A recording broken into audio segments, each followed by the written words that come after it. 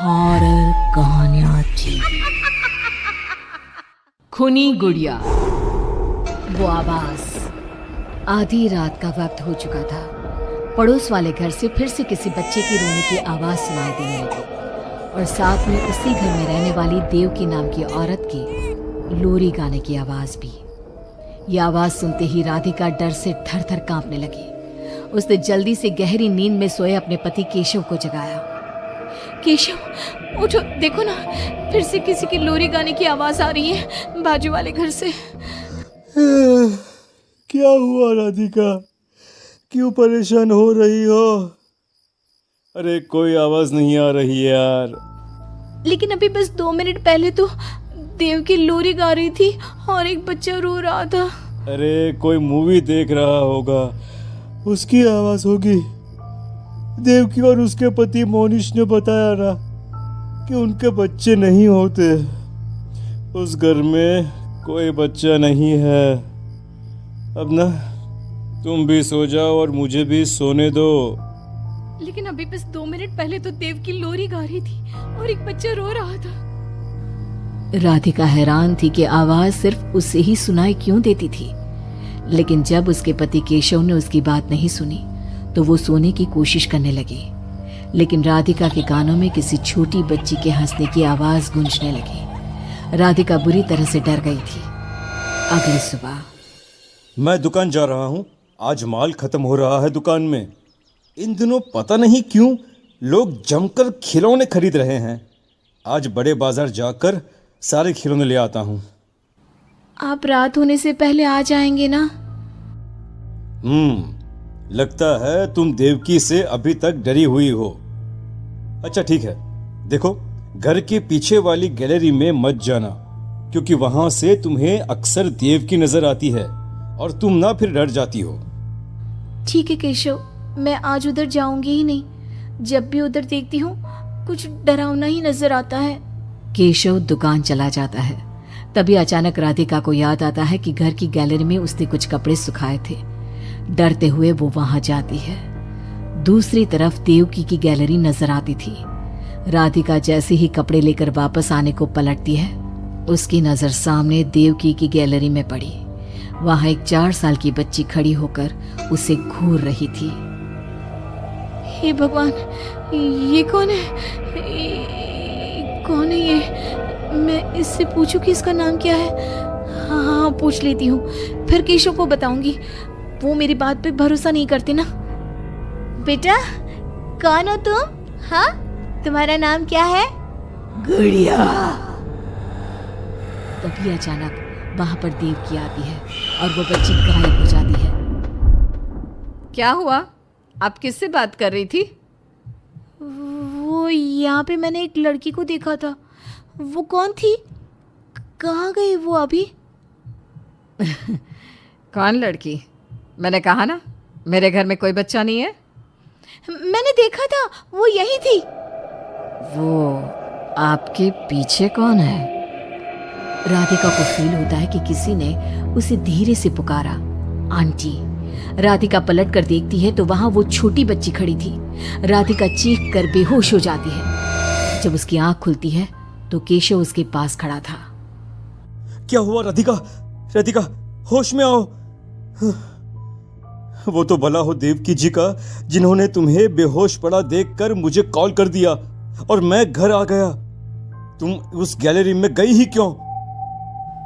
केशव, वो लड़की यहाँ आ गई थी और वो देवकी, वो ठीक औरत नहीं है।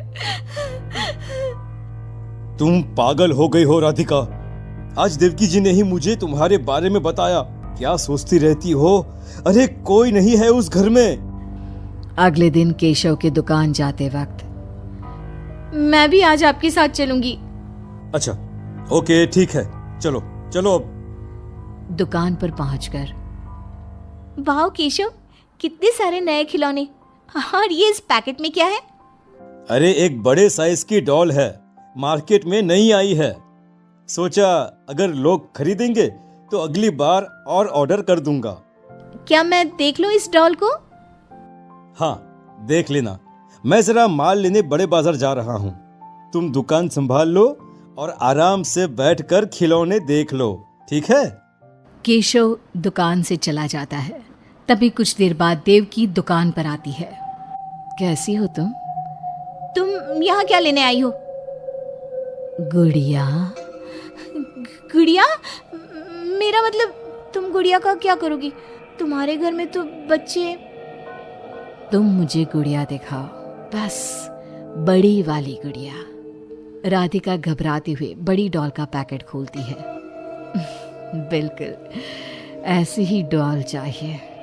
आज वो खुश हो जाएगी इसे देखकर। कौन कौन खुश हो जाएगी? देवकी अजीब नजरों से राधिका को देखती है और बिना कुछ कहे पैसे देकर चली जाती है। उसके जाने के बाद राधिका शॉप के अंडरग्राउंड में नए टॉयज का मॉल चेक करने जाती है। वहां बच्चों का एक झूला था। राधिका ने देखा कि वो झूला हिल रहा था, जैसे अभी अभी कोई वहां से उतरा हो। राधिका को किसी छोटे बच्चे की आवाज आती है। कौन है वहां? वही छोटी लड़की जो देविका के घर दिखी थी राधिका के सामने आ जाती है। आंटी, मुझे गुड़िया चाहिए, वो बड़ी वाली। मेरे पास कोई गुड़िया उड़िया नहीं है। बड़ी गुड़िया चाहिए, मुझे दे दो, नहीं तो मैं ये सारे खिलौने जिंदा कर दूंगी और फिर वो आपको मार डालेंगे। कौन हो तुम? मैंने कहा ना नहीं है मेरे पास बड़ी गुड़िया। अभी तो थी ना, कहाँ गई? वो देवकी ले गई अपने साथ। अभी जाओ और मेरी गुड़िया लेकर आओ, वरना। उस छोटी लड़की के नाखून बड़े हो जाते हैं और पैर उल्टे। वो बहुत ही खौफनाक दिखने लगती है। नहीं देखो, मैं अभी जाकर तुम्हारी गुड़िया लाती हूँ। तुम यहीं रुको। नहीं, मैं तुम्हारे साथ चलूंगी, कहीं तुम भाग गई तो। राधिका शॉप से निकलकर तेज स्पीड में सड़क पे चलने लगती है। उसने पलट के देखा तो वो लड़की साए की तरह उसका पीछा कर रही थी। राधिका देवकी के घर पहुंचती है। दरवाजा खुला था। राधिका अंदर गई, वहां कोई नजर नहीं आया, बस सामने वो गुड़िया रखी थी। राधिका चुपचाप गुड़िया को उठा के वहां से आने लगती है। पीछे से आवाज आती है, रुको, ये क्या कर रही हो? मेरी गुड़िया कहाँ ले जा रही हो? देखो देवकी, ये गुड़िया मुझे ले जाने दो, वरना वो लड़की। ओह, तो उसने तुम्हें डराया। उसे तो मैं बुलाती हूँ। गुड़िया, जरा यहाँ आना बेटा। मम्मा, क्या हुआ? मेरी लाडो गुड़िया को बहुत पसंद है। देखो ना, 10 साल की हो गई, अब तक डॉल से खेलती है। ये तो वही लड़की है, और ये 10 साल की नहीं 5 साल की है। हाँ, लेकिन जब उस कार एक्सीडेंट में मर गई तब 5 की थी, अब तो 10 की हो गई है ना। मतलब ये मेरी बेटी है और मरने के बाद भी मेरे साथ है। इसे ना लोरी सुन के ही नींद आती है और डॉल्स इसे बहुत पसंद है। राधिका बुरी तरह से घबरा के भागती है। भागते भागते मेन रोड पे आ जाती है। वहीं उसका एक्सीडेंट होता है और उसकी मौत हो जाती है। उधर राधिका की मौत के बाद केशव को पास वाले घर से बच्चे के रोने और लोरी गाने की आवाज सुनाई देने लगती है। हॉरर कहानियां थी। कंचन रुदाली पार्ट 2। आ गई मेरी बेटी अब मेरे पास। ये कहती हुई अब तक रोती छाती पीटती कंचन जोर जोर से हंसने लग जाती है। मुखाग्नि मैं दूंगी, मैं एक रुदाली आज हंसेगी और तुम सब रोओगे। कंचन वहीं पड़ी निशा की लाश के ऊपर से ईंट को हटाती है और निशा की अर्थी को जला देती है। बिना किसी सही रस्म के निशा का शरीर राख में मिल जाता है। प्रेमनाथ और ठकुराइन बेसुध होकर सब कुछ देख कर भी पर अपने दिल और दिमाग पर लगे सदमे के कारण कुछ भी समझ नहीं पा रहे थे। जलती चिता को छोड़ कंचन उठकर हवेली से बाहर चल देती है। बाहर की ओर निकलती रुदाली फिर एक बार पलटती है और ठकुराइन को देखती हुई कहती है, चलती हो ठकुराइन, जल्दी ही लौटूंगी। उसके बाहर कदम रखते ही पूरे गांव में मानो सैलाब उमड़ पड़ता है। बारिश तूफान रुकने का नाम ही नहीं लेते। चारों तरफ त्राहिमाम की स्थिति बन जाती है। इतनी गर्मी के मौसम में ऐसी बारिश, इसकी हर बूंद ऐसी है मानो किसी अपने के गम में फूट फूट कर रो रही हो। हाँ, तुम सही कहती हो रंभा। और ये सब हुआ भी छोटी ठकुराइन की मौत के बाद। क्या कारण हो सकता है इन सब का? अरे हम सब कब तक घरों में छिप कर बैठे रहेंगे, हैं? अरे खेत की फसलें बर्बाद हो रही है सो अलग, ठाकुर साहब को ही जवाब देना होगा कि ये सब क्या है। परेशान होकर सभी गांव वाले तूफानी बारिश में ठाकुर साहब के घर पहुंचते हैं, जहां वो लोग देखते हैं कि ठाकुर साहब की हालत बहुत नाजुक है। कंचन, ये सब कुछ उसी का किया धरा है ना, जाने क्या करके गई है। जैसे ही उसने हवेली से जाते वक्त कहा जल्द ही लौटती हूँ, तब से इनकी तबीयत बिगड़ते ऐसी हो गई है। शहर से कोई डॉक्टर भी आने को राजी नहीं हो रहे। अब कंचन के घर जाना ही एक उपाय दिखता है। तभी ठाकुर साहब जोर जोर से चीखने लग जाते हैं, नहीं, मुझे प्रेत लोग नहीं जाना। अरे ठकुराइन, देखना ये तेरी बेटी को क्या हो गया है, मुझे साथ ले जाएगी ऐसा कह रही है। ये क्या कह रहे हैं आप? यहाँ पर कोई नहीं है। अजी निशा क्यों ले जाएगी आपको? ऐसा कुछ नहीं होगा जी। अरे गट्टू, तू भी आ गया। देख रही हो ना ठकुराइन, तुम्हारी बगिया संभालने वाला गट्टू आज तेरी बगिया उजाड़ने आया है। ये तो बहुत बुरा संकेत है ठकुराइन। ठाकुर साहब को सब मरे हुए लोग दिख रहे हैं। अरे जिस दिन हमारी निशा मरी थी उसी रात गट्टू भी मरा था। मरे हुए पति को छोड़, फिर भी कंचन ठाकुर साहब की बेटी को रोने आ गई। अजीब सा नहीं लगा सुनकर? क्या वो रुदाली गट्टू की पत्नी है? ये सब क्यों हो रहा है? इसका जवाब बस वही दे पाएगी। हाँ ठकुराइन, और हमें एक बच्चा होगा, ये सपना भी गट्टू की पत्नी को ही आया था, जबकि हमारे वंश को तो श्राप था, श्राप। तेज बारिश में सभी भीगते भीगते रुदाली की कुटिया के बाहर पहुंचते हैं। तेज बारिश में बाहर औरतें काले कपड़े में अपने बालों को खोले अपने घुटनों पर बैठी जोर जोर से अपना सर घुमा रही थी। आएगा आएगा गया रे आएगा आएगा गया रे, ऐसे कुछ अजीबोगरीब गाना गाती हुई जोर जोर से सर घुमाती वो औरतें बहुत डरावनी लग रही थी। हमें अंदर चलना चाहिए। सभी दरवाजा खटखटाते हैं पर कोई दरवाजा नहीं खोलता। तोड़ दो दरवाजा।